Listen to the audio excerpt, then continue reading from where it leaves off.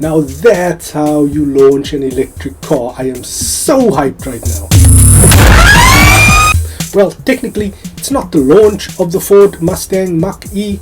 That happened at the end of last year. This is the hype video for the new prototype model, kind of a concept, which is the Mustang Mach-E 1400. So the 1400 on the end of that stands for 1400 horsepower. That translates to 1043 kilowatts in our language. Right off the back of the launch of the new Ford Bronco, a car which I am personally lusting over and will not be coming to South Africa anytime soon. They dropped this just out of nowhere. Vaughn Gittin Jr. versus Ken Block on a Gymkhana. Joey Logano, Chelsea Denofa and Haley Deegan, all in different versions of performance Mustangs, all getting absolutely smoked by the Mach-E 1400. So this is interesting because it's in the same week that Mercedes put out a press release to say that the upcoming EQS will reach about 700 kilometers on one full charge. So I'm sorry, I'm a bit of a skeptic. That's probably with all the roads going downhill. Maybe it was falling down a mine shaft at that time. I don't know. Do Mercedes have some weird battery tech that I've never heard about? Are they beating Tesla on every single thing? How then can they be investing so much in battery technology and still pushing out Mercedes performance internal combustion engines? Be that as it may, the company that everybody is chasing obviously is Tesla. Mustang Mach-E is almost a direct competitor to the Model Y, and with Tesla claiming the lion's share of the EV market, with the Model Y pitched as a premium compact SUV, which is the greatest selling body shape on the planet right now, it's easy to see how everybody is just gunning for that top spot. And so far, nobody has hyped up that segment and the EVs more than Ford just did. But let's put that aside for a moment and let's get real about electric vehicles. I used to be of the belief that small capacity diesel engines, so like 2 liters and under, will still be relevant for the next 5 to 10 years.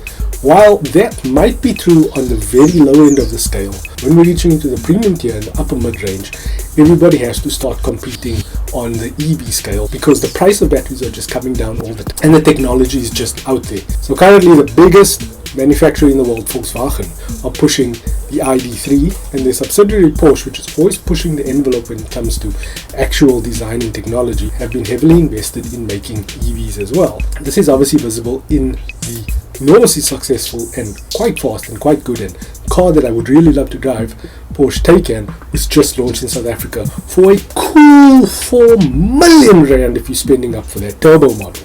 Turbo, obviously without a turbo just kind of means performance now in Porsche speak, so no one cares about the English language anymore. But Lindsay, aren't EVs the worst thing for the environment because all the lithium and like the waste, and then you have to replace the batteries and all of those things? If you thought about it this way, EVs, while they are driving, are not actively spewing out all sorts of stuff out of the exhaust pipes. Firstly, they have no exhaust pipes.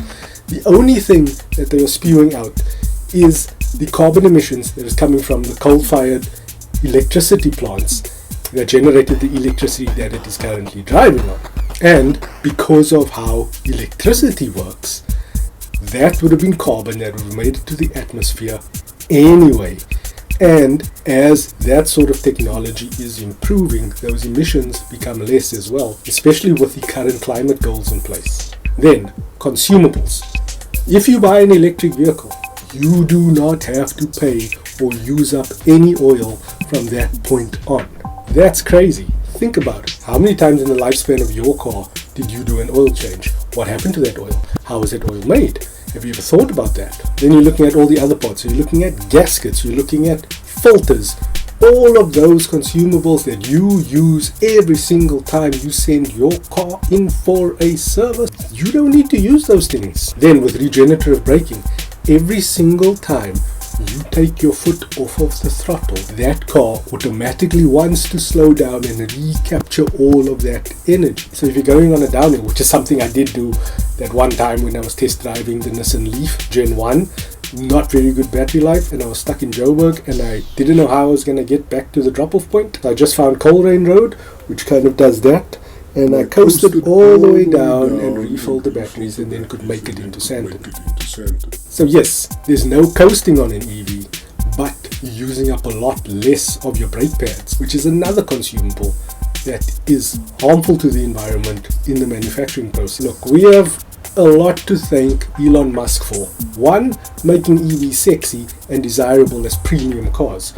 2, making 400 kilometers of range off of a charge the benchmark for all electric vehicles. If you push out an EV that doesn't do at least 400 kilometers, you are going nowhere, because you can't even compete with a base model Tesla Model 3.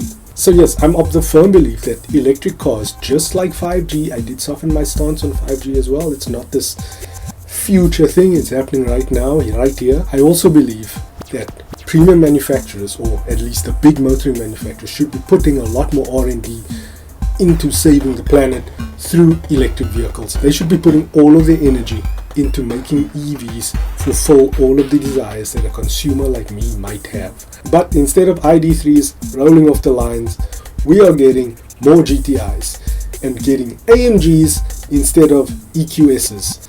I mean, come on guys, if I have to sit through another CES presentation from Mercedes where they drawing inspiration in this new concept of like changing the way automobiles should be perceived and the whole idea of mobility, like, come on guys, just give me an EV with a decent infotainment system, maybe a little bit of autonomous driving, maybe just sprinkle in a bit of adaptive cruise control and automatic collision detection and emergency braking. EVs are the immediate future. We should all be wanting it, but for us to want it, marketing departments need to create that need within us with sexy videos of performance EVs doing all the things that we wish we could do, and that's why you keep buying the GTI even though you're never going to race it around a racetrack. But that's just my opinion. I'm Lindsay. Catch you in the next one.